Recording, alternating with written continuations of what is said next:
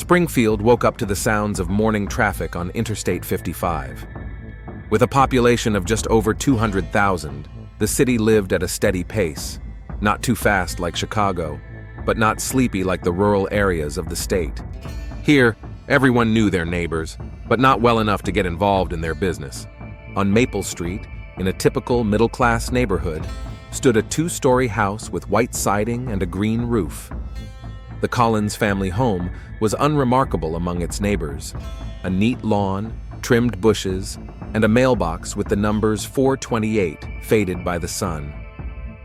Nicole Collins sat at the kitchen table, typing intently on her laptop. At 38, she had retained her natural beauty. Chestnut hair pulled back into a neat ponytail, intelligent gray eyes behind thin reading glasses. On the screen in front of her flashed social media analytics graphs for a large retail chain called Midwest Commerce Group, where she had been working as an SMM manager for 5 years. Morning activity on Instagram is up 12%, she muttered to herself, making notes in her notebook. Nicole had always been methodical in her work, accustomed to analyzing data and finding patterns. This trait helped her not only in her profession, but also in her personal life. She noticed details that others missed. The sound of footsteps on the stairs made her look up. David was coming down to the kitchen, already dressed in his work clothes, jeans and a t-shirt with the Collins Auto Repair logo. At 42, he still looked attractive. Broad shoulders, dark hair streaked with gray at the temples, and the sturdy build of a mechanic. But Nicole noticed how his face had become more tense over the past few months, and dark circles had appeared under his eyes. "Good morning," she said, without looking up from the screen. "Morning," David replied curtly, pouring himself coffee from the automatic coffee maker. His movements were sharp and nervous. He glanced several times at his phone, which was lying on the table next to his car keys. "How's the car repair shop?" Nicole asked, trying to strike up a conversation. Lately, her husband had become even more withdrawn than usual. "Fine." David finished his coffee and grabbed his keys. "I have to go. Tommy's been waiting since this morning. I need to finish repairing that Chevrolet." Nicole nodded, but something in his tone alarmed her. In 17 years of marriage, she had learned to read his moods, and right now David was clearly hiding something. When the door closed behind him, she stared out the window thoughtfully, watching him get into his Ford pickup and drive away. Collins Auto Repair was located in an industrial area of Springfield, near the railroad tracks. David had bought the place 10 years ago when business was good, and there were enough jobs to keep 2 mechanics busy and cover all the expenses. Now the situation had changed. Competition from large chain auto repair shops was getting tougher, and customers were becoming fewer. Tommy Harris was already working under the hood of an old Chevrolet Malibu when David pulled up to the garage. Tommy had been his best friend since technical college, and when David started his business, he became his first and only permanent employee. At 35, Tommy was a born mechanic. He could diagnose a problem by the sound of an engine and fix almost any car. "Hey, boss," Tommy said without looking up. "This wreck needs a whole new cooling system. Will the owner agree to pay?" David frowned. "We'll have to convince him. We need every job we can get." Tommy straightened up and looked closely at his friend. "Dave, are you okay? You seem kind of nervous lately." "Everything's fine," David replied sharply, but his hands were shaking as he took out his cigarettes. He had recently started smoking again after a 5-year hiatus. In fact, everything was far from normal. Last night, David had lost again at online poker, $500 that he had planned to use to pay his parts suppliers. It was the 3rd such unlucky night in a month, and his total debt to creditors was approaching $40,000. It had started as harmless fun 2 years ago. David played poker with his friends on weekends, betting small amounts, more for fun than for money. But when his business started to lose money and the bills kept coming, poker seemed like a quick way to solve his financial problems. At first, he actually won, which only whetted his appetite for risk. Online casinos were available around the clock. David could play at home late at night while Nicole was asleep. The stakes grew, and so did his losses. He took out loans to cover his debts, and lost again. The vicious cycle pulled him deeper and deeper. Meanwhile, at the Midwest Commerce Group office, Nicole was holding a morning meeting with the marketing team. The conference room on the 12th floor of a high-rise building in the city's business district overlooked the Capitol building, a symbol of the state of Illinois. Nicole stood at the interactive whiteboard, explaining the results of the latest advertising campaign to her colleagues. "Reach is up 23%, but conversion is still below target," she said, pointing to the graph. "I suggest changing our targeting strategy and focusing on the 25 to 40 demographic." Nicole had always been good at analytics. She saw patterns where others saw chaos. That's why she was valued at the company and regularly got raises. She now earned more than David, which was another source of tension in their marriage. After the meeting, her colleague and friend Jessica approached her with a cup of coffee. "Nick, are you okay? You look tired." Nicole sighed. "Things aren't going well at home. David has been very stressed lately.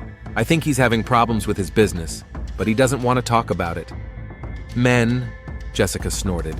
"They think they have to solve all their problems themselves. Maybe you should insist on talking to him?"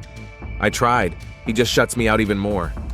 Nicole didn't tell her friend about the other changes in her husband's behavior, how he had become irritable over little things, how he had lost interest in her work, how he had started coming home later and later, or that their physical intimacy had practically disappeared. That evening, when David came home, Nicole was cooking dinner. She decided to give it another try. She made his favorite dish, lasagna, and bought a bottle of red wine. "It smells delicious," David said, but there was no warmth in his voice. Over dinner, Nicole tried to talk about her day and her new project at work, but she could see that her husband wasn't listening. He kept glancing at his phone, and his leg was twitching nervously under the table. "Dave, can we talk?" she finally said. "About what?" "About us, about what's going on. I feel like you're pulling away." David put down his fork and looked at her. In his eyes, she saw something she hadn't noticed before: fear. But a second later, he closed himself off again. "Nothing's going on. I'm just busy with work." "David, please, I'm your wife. If you have problems, we can work through them together." "Not everything can be worked through, Nicole," he said sharply, getting up from the table. "Some problems you have to deal with on your own." He went into the living room and turned on the TV, making it clear that the conversation was over. Nicole remained seated at the table, staring at her half-eaten lasagna and feeling anxiety growing inside her. Something was seriously wrong, and her analytical mind was already beginning to piece together the puzzle. His late return home, his nervousness, the financial problems with the business that he didn't want to discuss. Nicole was a smart woman, and she was beginning to suspect that her husband's problems might be more serious than just a drop in profits at the auto repair shop. That night, lying in bed next to her husband, who was pretending to be asleep, Nicole stared at the ceiling and thought about how much their life had changed. 17 years ago, they had been a happy young couple full of plans and hopes. David was charming, ambitious, and dreamed of owning his own business. She supported him and believed in him. Now she felt like she was living with a stranger. 2 weeks had passed since the evening when Nicole had tried to talk to her husband over dinner. The situation had not improved. On the contrary, the atmosphere in the house was becoming increasingly tense. David was coming home even later, and his mood fluctuated from gloomy apathy to outbursts of irritation over the slightest things. That Thursday morning, Nicole woke up to the sound of the front door slamming. Looking at the clock, she saw that it was only 6:30 in the morning. David usually didn't leave for work before 8. Going to the bedroom window, she saw his pickup truck disappear around the corner. On the kitchen table was a printout with a bank logo. Nicole picked it up and scanned the lines. It was a notice of a missed loan payment. The amount made her freeze: $25,000 in principal plus late fees. She had never heard of this loan. Her heart began to race. Nicole sat down at her laptop and logged into their joint online bank account. What she saw made her go pale. Over the past 3 months, more than $15,000 had disappeared from the account. There were numerous small transactions ranging from $100 to $1,000, all marked as online transfers. The money was mostly withdrawn late at night or early in the morning. Nicole was an analyst by profession, and the picture was becoming very clear and very frightening. Gambling. David was losing their savings at an online casino. Meanwhile, at the auto repair shop, David was nervously smoking near the open garage door, waiting for a call. Last night he lost again, this time $1,500, money that was supposed to go toward the rent. The landlord had already called twice with a reminder, and today was the deadline. "Dave, can you hear me?" Tommy stood next to the toolbox, holding a wrench in his hands. "This is the third time I've asked about the parts for the Honda." "What?" "Yes, order what you need," David replied distractedly. "With what money? The supplier wants prepayment and you still haven't given me the check." David put out his cigarette and looked at his friend. Tommy had known him for over 20 years, and it was getting harder and harder to hide things from him. "Listen, Tom, we're having some temporary cash flow problems." "Temporary?" Tommy put down the key and looked seriously at David. "Dave, I wasn't born yesterday. You've been putting off orders for a month now. Customers are complaining about delays and you look like you haven't slept in a week. What's going on?" David was silent, not knowing how to explain to his friend that he had lost almost all the money they had. How could he tell him that the auto repair shop they had built over 10 years could close because of his stupidity? "It's hard to explain," he finally said. "Try. We're partners, I have a right to know." David took a deep breath. "I've been playing poker online and I'm losing a lot." Tommy stared at him silently for a few seconds, then slowly shook his head. "How much?" "About 40,000, maybe more."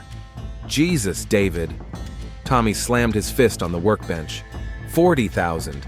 Do you realize what that means? We won't be able to buy parts. We won't be able to pay the rent. We won't be able to— "I know," David interrupted him. "You think I don't understand? You think this is easy for me? What does Nicole say? She doesn't know, or rather she didn't know until this morning." David lit another cigarette with trembling hands. "I left the bank statement on the table. She's probably figured it all out by now." Tommy sat down on an old chair and ran his hands over his face. "Dave, we need a plan. Maybe you could take out a loan against your house? Or could Nicole help out with some money?" "The house is already mortgaged," David said quietly. "I took out a second mortgage 2 months ago, and Nicole earns good money, but not enough to cover debts like this." "Then what are you going to do?" David didn't answer. In fact, he already had a plan, but he couldn't tell even his best friend about it. A plan that had been forming in his head for 3 weeks, ever since he had looked at Nicole's insurance policy. A policy for $500,000 in the event of an accident or death. At the Midwest Commerce Group office, Nicole had trouble concentrating on her work. All day long, her thoughts kept returning to what she had discovered that morning. $15,000 had disappeared from their account, and that was only what she could trace. How much more money had David spent? Where had the $25,000 loan come from? During her lunch break, she called the bank to find out more about their financial situation. What she was told was even worse than she had feared. In addition to the loan she knew about, David had taken out 2 more loans against the house. The total debt was approaching $80,000. Nicole sat in her car in the parking lot near the office, trying to comprehend the magnitude of the disaster. $80,000. That was more than she had earned in 2 years. Even if they sold the house, the debts would be more than its value. Her phone rang. David. "Nick?" His voice sounded guilty. "I need to talk to you." "I think so. Come home by 6. And David, be ready to explain to me about the $80,000 in debt." There was silence on the line. "You know," he finally said. "Now I do. See you later." Nicole hung up and tried to calm down. 17 years of marriage, and she had never suspected her husband of such deception. Not just gambling, but hiding debts, taking out loans without her knowledge. How long had this been going on? What else was he hiding from her? That evening was a turning point in their relationship.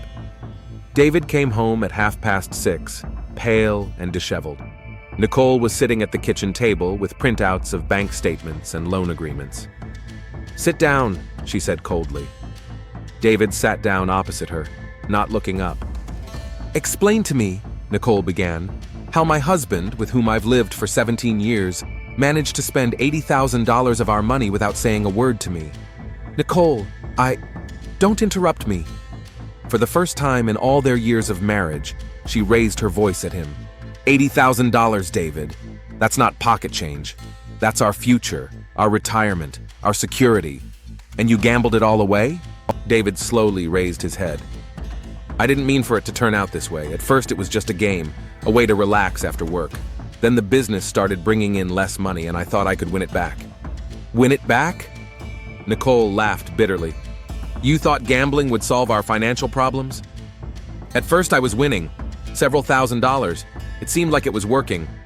And then? Then I started losing. But I was sure that the next game would be a winner, that I could win back what I lost." Nicole shook her head. "David, you're sick. This is gambling addiction. You need help." "I'm not sick," he snapped. "Just a streak of bad luck. It happens." "A streak of bad luck?" Nicole stood up and walked over to the window. "You've mortgaged our house 3 times. You've spent all our savings. The car repair shop is on the verge of bankruptcy. This isn't bad luck, it's a disaster." David stood up too. "And what do you suggest we do?" "Get treatment. There are support groups for gambling addicts, psychotherapists. We'll declare bankruptcy if we have to." "Bankruptcy!"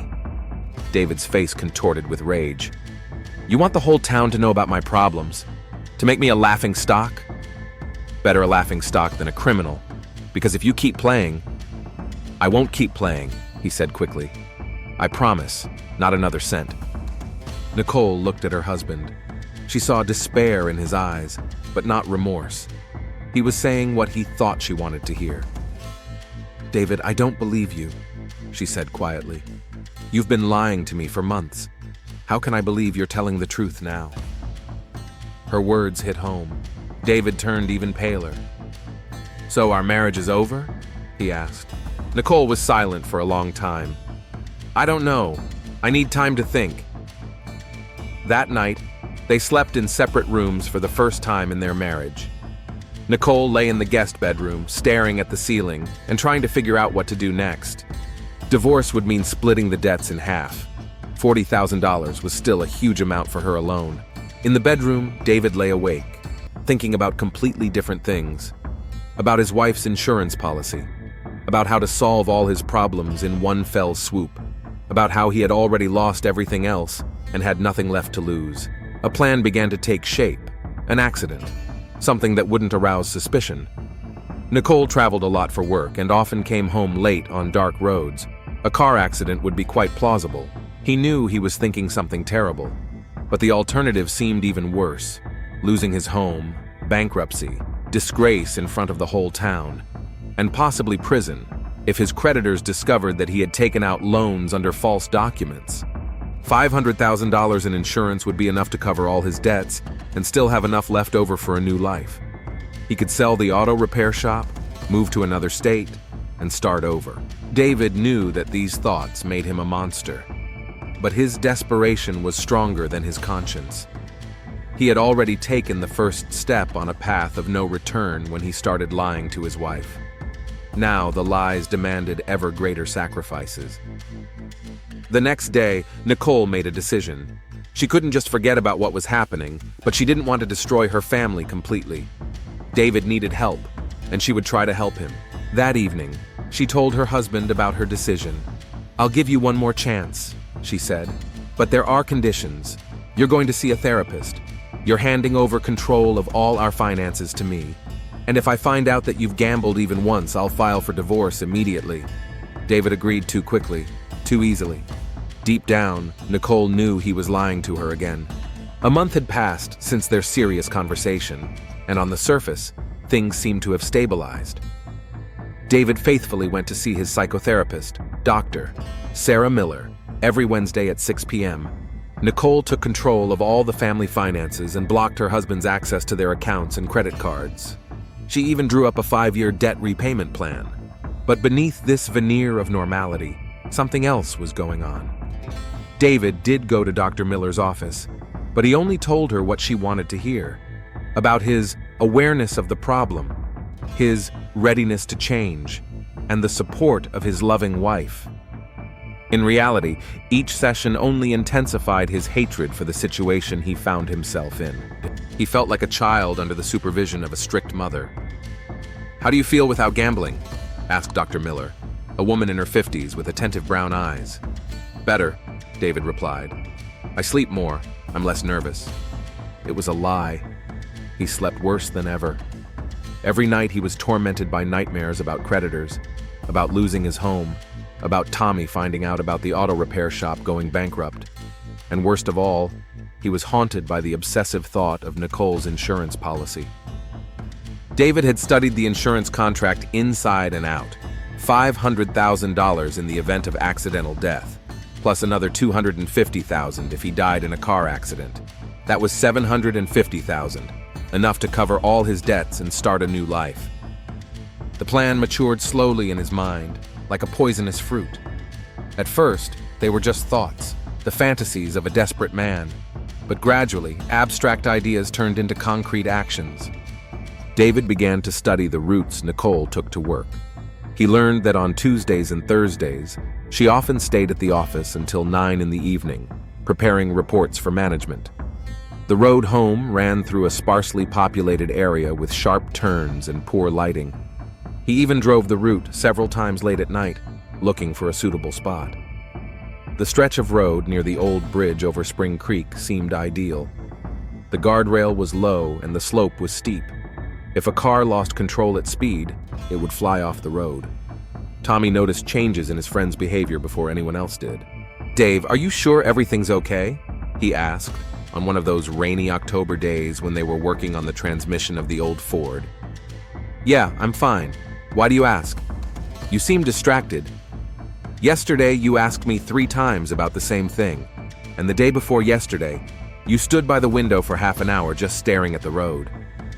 David tensed up. He didn't think his behavior was that noticeable, just tired. Things are stressful at home. Because of the money? That's part of it.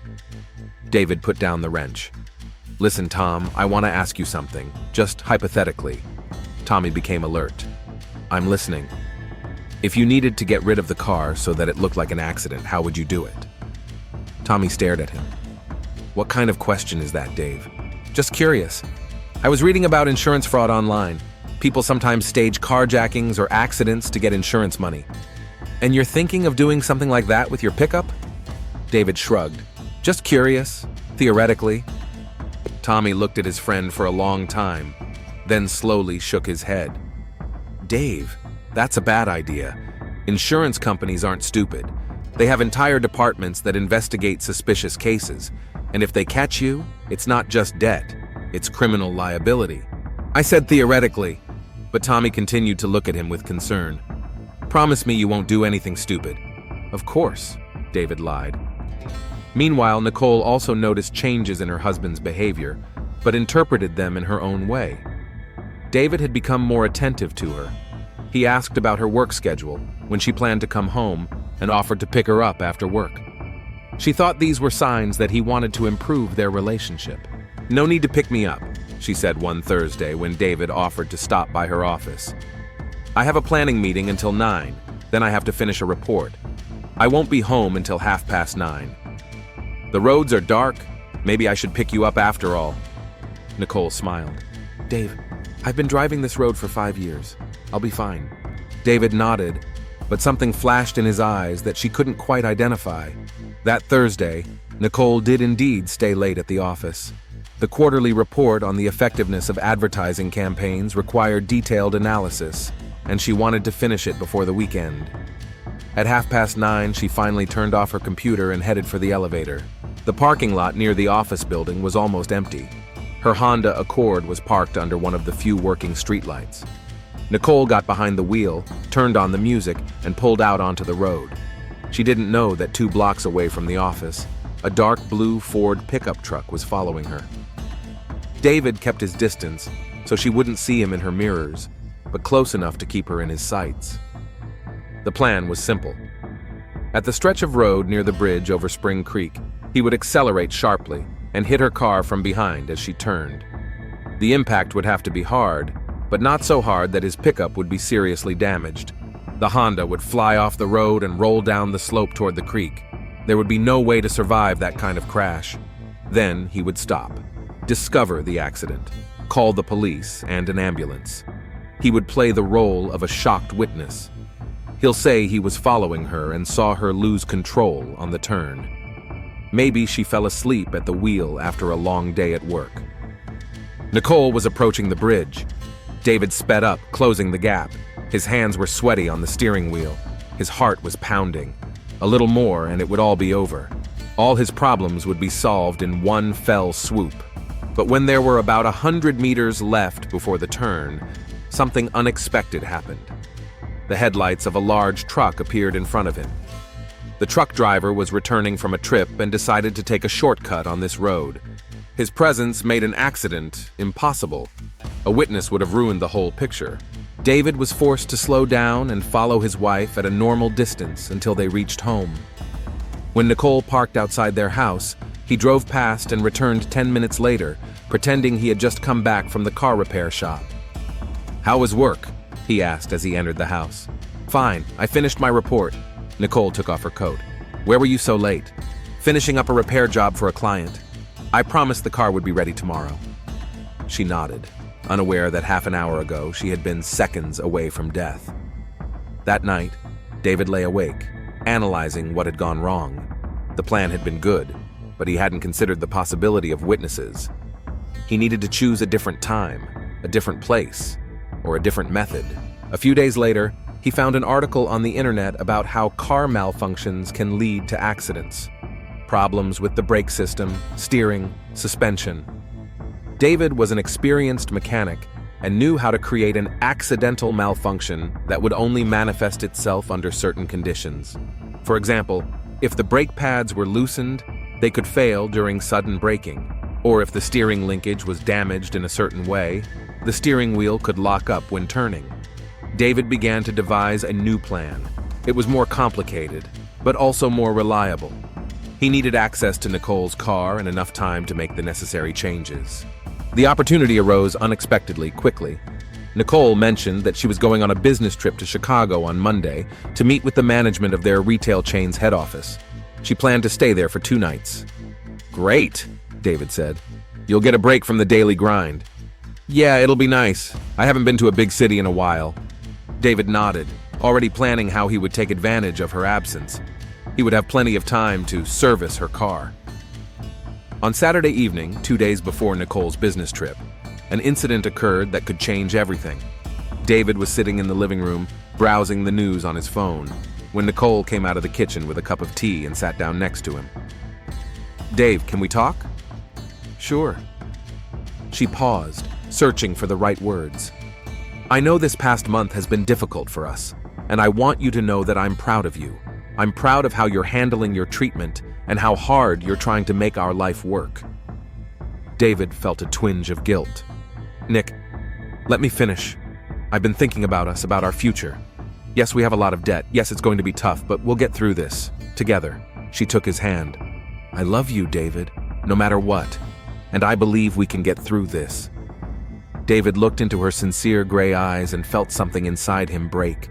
Here she was, sitting next to him, his wife, who loved him and was willing to fight for their marriage, and he was planning to kill her. For a moment, he was ready to abandon his plan, to confess everything, ask for forgiveness, and truly start a new life. But then his phone rang. The number was unfamiliar. "Mr. Collins?" The voice on the other end sounded unpleasant. "This is Frank Morelli. We don't know each other, but I have information about your debts." David turned pale. "Who is this?" "The man who buys debts from online casinos. Your debt to Golden Palace Casino is now mine, and I want to meet with you tomorrow to discuss the terms of repayment." "I don't understand." "Tomorrow, 2 o'clock, Sunrise Cafe on Main Street. If you don't show up, I'll come to your house. And believe me, you don't want that." The line went dead. David sat staring at the phone, feeling cold sweat running down his back. "Who was that?" Nicole asked. "Wrong number," he lied. But in his eyes, she saw the same fear she had seen a month ago when she first learned about the debts. and she realized that the problems were much more serious than he had told her. That night, after Nicole fell asleep, David went out to the garage and stared at her Honda for a long time. Tomorrow, he would meet a man who, judging by his voice, was not used to being refused. Perhaps he had no other choice. He opened the hood of the car and took out a flashlight. It was time to act. Monday began like any other day. Nicole was packing for a 2-day business trip to Chicago, checking the list of documents she needed for a meeting with head office management. David drank his coffee in the kitchen, watching her get ready and trying to look normal. "See you Wednesday night," she said, kissing him on the cheek. "Don't miss me." "I'll try," he replied, feeling a knot in his stomach. After she left, David went to meet Frank Morelli. The Sunrise Cafe on Main Street was half empty at 2 in the afternoon. Morelli was a large man in his 50s with cold eyes and an expensive suit that didn't match his rough manners. "Mr. Collins," he said without getting up from the table. "Sit down. Let's talk about your $12,000. "12?" David frowned. "But I thought, plus interest and my expenses, that's $15,000. Do you want it back today?" David laughed nervously. "I don't have that kind of money." "I know. That's why I'm offering you an alternative." Morelli leaned closer. "Your wife works for Midwest Commerce Group. She has access to client financial information." "What are you getting at?" "Information is valuable, Mr. Collins. Client lists, sales figures, expansion plans. There are people who will pay well for that kind of information." David understood where the conversation was going. "You're suggesting I force my wife to engage in industrial espionage?"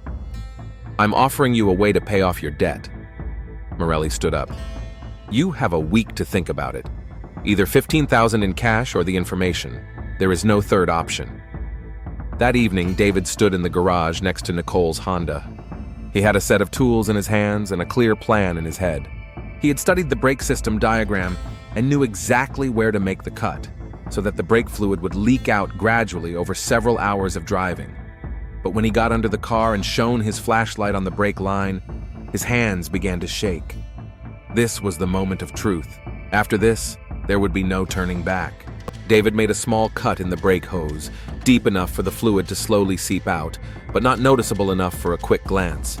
He figured that by the time Nicole was coming back from Chicago on Wednesday, the brakes would be completely shot. On Tuesday evening, Nicole called from her hotel.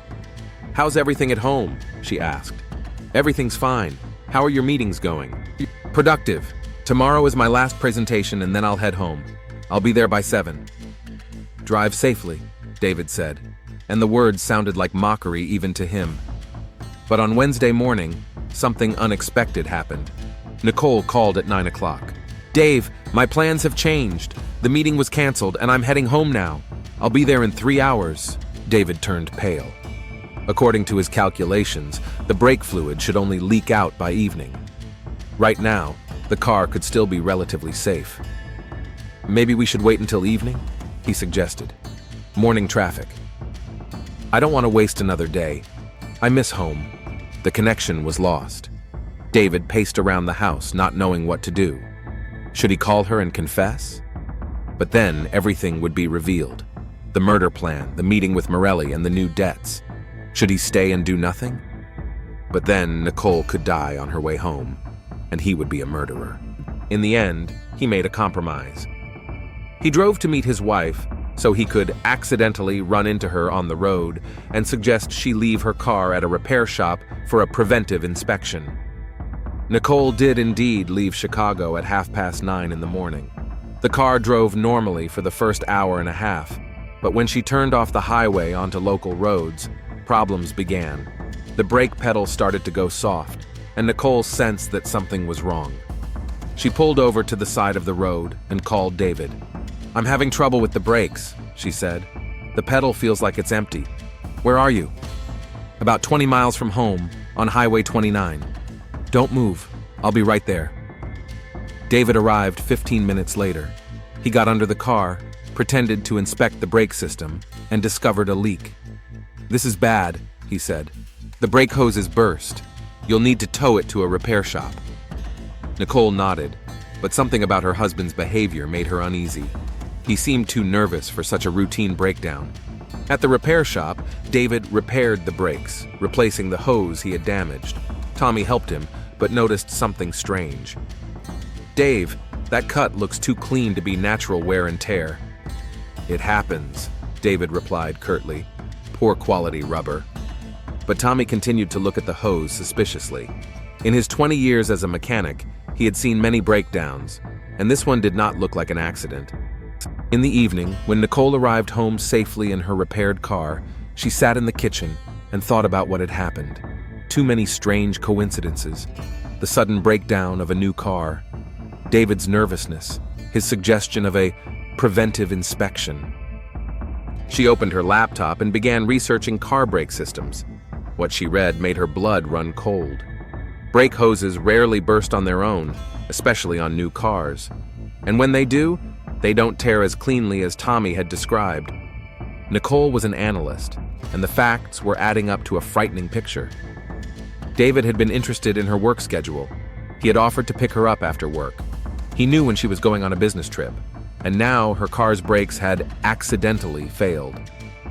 She remembered the phone call on Saturday, after which David turned pale and lied that it was the wrong number.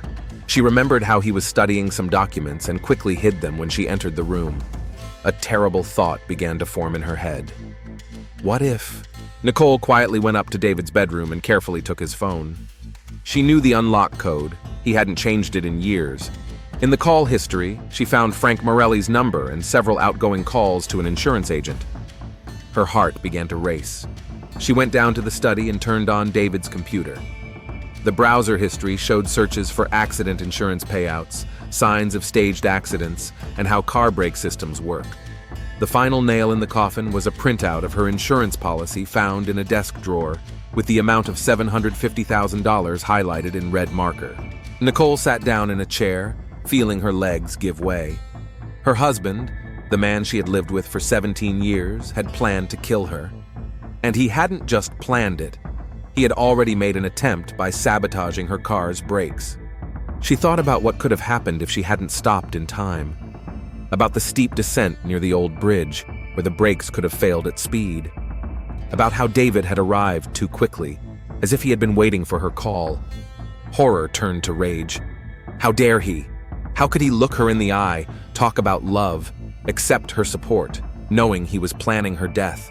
Nicole went up to the bedroom. David was lying on his side, his back to her side of the bed. She stood there looking at him, feeling something inside her break completely. "David," she called softly. He woke up and turned to her. "Is something wrong?" "I know," she said simply. "What do you know?" "About the brakes, about the insurance, about your plan to kill me." David's face changed. First surprise, then fear, then something like relief. "Nicole, don't say anything." Her voice was icy. "Just explain to me how a man can plan to kill the wife who loves him." David sat down on the bed. "You don't understand. I had no choice." "No choice?" She laughed bitterly. "You always had a choice. You could have told me the truth. We could have declared bankruptcy and started over. You don't know these people. Morelli isn't the kind of man who accepts bankruptcy as an answer." "Morelli?" David told her about the meeting with the debt collector, about the demand to engage in industrial espionage, about the new debts she didn't know about. "Do you understand?" he finished. "Either I drag you into a crime, or these people will take care of us themselves. Either you kill me and solve all your problems with one blow." Nicole finished for him. It was the only way. Nicole looked at her husband and didn't recognize him. Sitting in front of her was a man who was coldly planning her death and even trying to justify it. "Get up," she said. "What?" "Get up and go downstairs. I need to think." David obediently got up and headed for the door, but he stopped at the threshold. "Nicole, I didn't want it to turn out this way. I love you."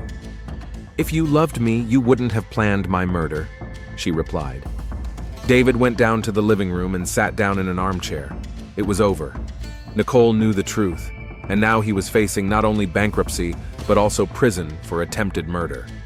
Morelli wouldn't leave him alone. The life he knew was over. He sat in the dark, wondering what to do next, when he heard footsteps on the stairs. Nicole was coming down slowly, carrying something in her hands. "Nick?" he called. She entered the living room. She was holding a baseball bat, the one David had played with in college and which was now stored in the closet. "Nicole, what are you doing?" She came closer. In her eyes, he saw the same cold determination he had seen in his own eyes when he had planned her death. "The same thing you are," she said. "Solving a problem." "Nick, don't. We can work this out." "How? You were going to kill me, David. You sabotaged my car. If I hadn't stopped in time, I wouldn't be alive right now." David tried to stand up, but Nicole took a step forward, raising the bat. "You have $200,000 in insurance," she said. "Not as much as I do, but enough to cover some of the debts." "Nicole, please. And if we do it right, we can get even more. An accident at home, a bad fall. There are lots of options." David realized his wife was serious. There was the same cold determination in her voice that he had felt when he had planned her murder. "You can't do it," he said. "You're not a murderer." Nicole raised the bat. "Did you think you could? 17 years ago, you weren't a murderer either, but circumstances change people." David tried to back away, but the chair prevented him from maneuvering. "Nicole, I beg you." "You begged me for mercy when you planned the accident?" Her voice grew harsher. "Did you think about my feelings when you cut the brake line?" She swung at him. David instinctively raised his arms to defend himself, but it was too late. The blow struck him on the head with terrifying force.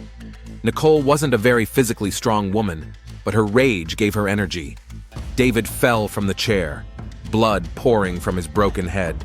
He tried to speak, but only blood came out of his mouth.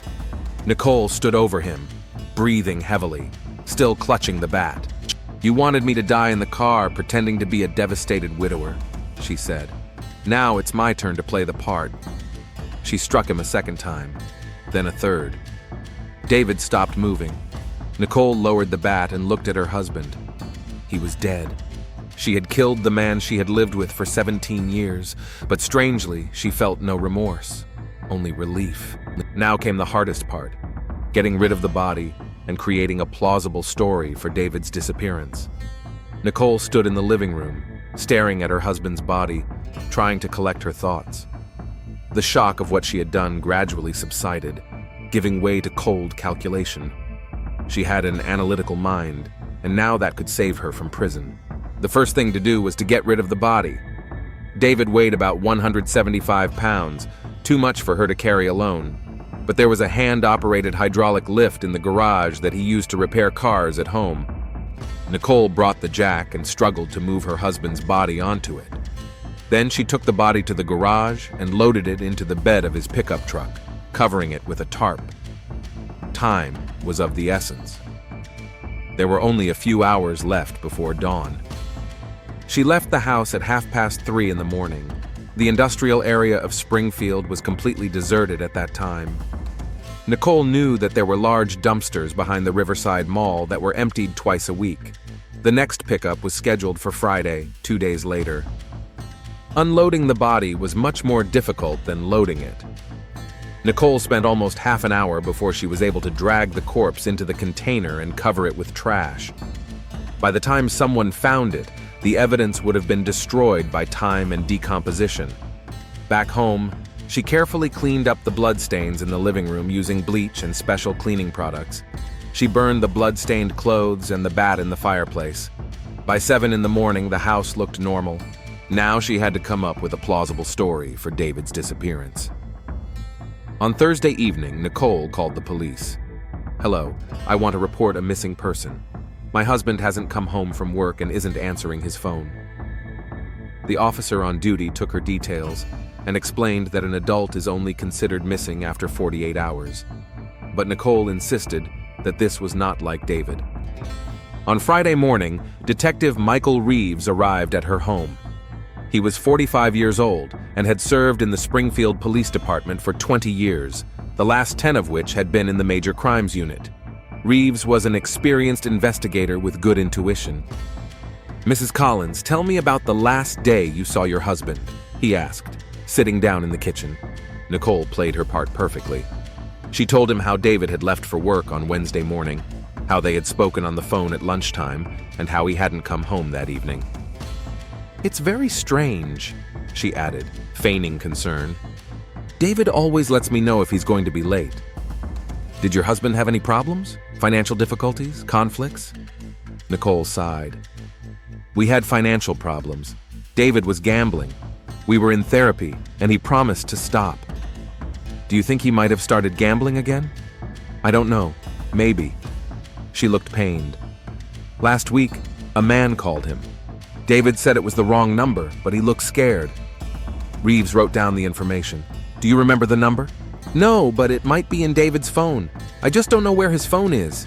In fact, David's phone was in the container with his body, but the detective couldn't have known that. After talking to Nicole, Reeves went to Collins Auto Repair. Tommy Harris was working under the hood of an old Buick when the police arrived. "When was the last time you saw David Collins?" the detective asked. "Wednesday evening. We finished work around 6, and he said he was going home." "What did he look like? Was anything bothering him?" Tommy paused, wiping his hands on a rag. "Dave had been acting strange lately. Nervous. He had money problems, gambling, debts, and something else." "What else?" "Last week he asked me about accidents, how to stage a car breakdown to make it look like an accident." Reeves perked up. "Did he explain why he wanted that information?" "He said he was just curious, but I thought maybe he wanted to stage a carjacking or accident with his pickup truck for insurance." "Where is his pickup truck now?" "I don't know. He usually parked it at home." The detective returned to Nicole with this information. She remembered that the pickup truck was indeed missing from the garage. "Maybe he drove it away," she suggested. "But why didn't he tell me?" On Friday evening, workers removing trash from the shopping center discovered the body. The body was in poor condition, but David Collins was identified from documents in his wallet. Detective Reeves arrived at Nicole's house with the news on Saturday morning. She portrayed her shock and grief so convincingly that even an experienced investigator believed her emotions were genuine. "Who could have done this?" she sobbed. "David had no enemies." "Mrs. Collins, I need to ask you a few questions. Where were you on Wednesday evening?" "At home. I was watching TV and went to bed early." "Can anyone confirm that?" "No, I was alone. David didn't come home." Medical examiner Dr. Emily Chen performed the autopsy on Sunday. The results were disappointing for the investigation. It was impossible to determine the exact time of death due to the condition of the body, but preliminary estimates placed it on Wednesday or Thursday. The cause of death was multiple head injuries from a blunt object. On Monday, Reeves received another important piece of information. The bank provided details of David Collins' account activity. On Wednesday at 11:47 p.m., $1,000 was withdrawn from his card at the Lucky 7 casino on the outskirts of town. "Mrs. Collins, your husband was at the casino late Wednesday night," the detective said over the phone. Nicole feigned surprise. "But he promised he wouldn't gamble. Why didn't he tell me?" In fact, she had withdrawn the money from David's card herself on Wednesday night after the murder, deliberately going to the casino to create a false trail. CCTV cameras only captured her hand inserting the card into the ATM. The investigation went down the wrong track. Reeves assumed that David had lost the money, possibly gotten into new debts, and that one of his creditors had taken care of him. The detective tracked down Frank Morelli and questioned him on Tuesday. "Yes, I met with Collins," Morelli admitted. "He owed me money, but I don't kill debtors. Dead men don't pay their debts." "Did he have other creditors?" "Sure. Everyone wants to support gamblers like him at first and then squeeze them dry." Reeves checked this version. Indeed, in recent months, David had borrowed money from several shady organizations. Any of them could have been the reason for his death. But a week later, the detective received information that made him reconsider the case. A technical examination of Nicole's car showed that the brake hose had been damaged deliberately. "Mrs. Collins, I need to talk to you," Reeves said when he arrived at her house on Thursday evening. "Of course, did you find David's killer?" "Possibly. Tell me about your car breaking down last week."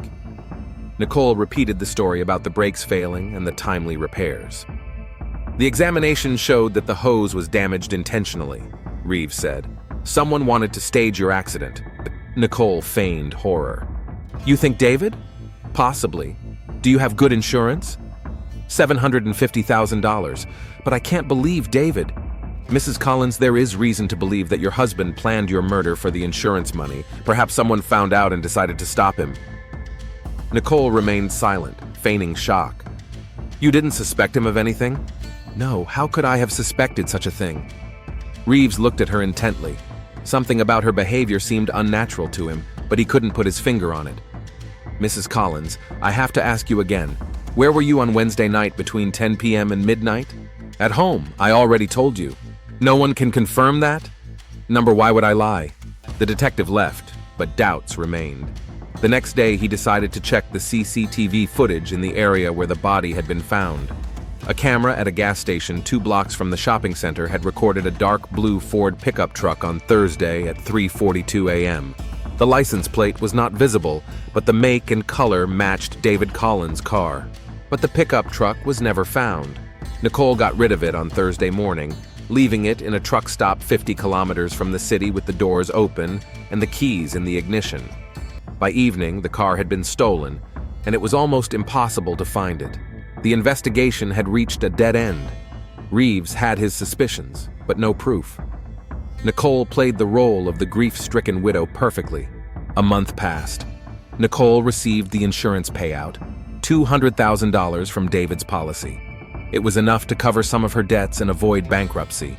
She sold Tommy's auto repair shop for a symbolic amount and started a new life. But Detective Reeves didn't give up on the case. His intuition told him that Nicole was hiding something. At the end of November, he received information that changed everything. Tommy Harris came to the police with a confession. I think I know who killed Dave, he said. And it wasn't his creditors. Go on, Reeves asked.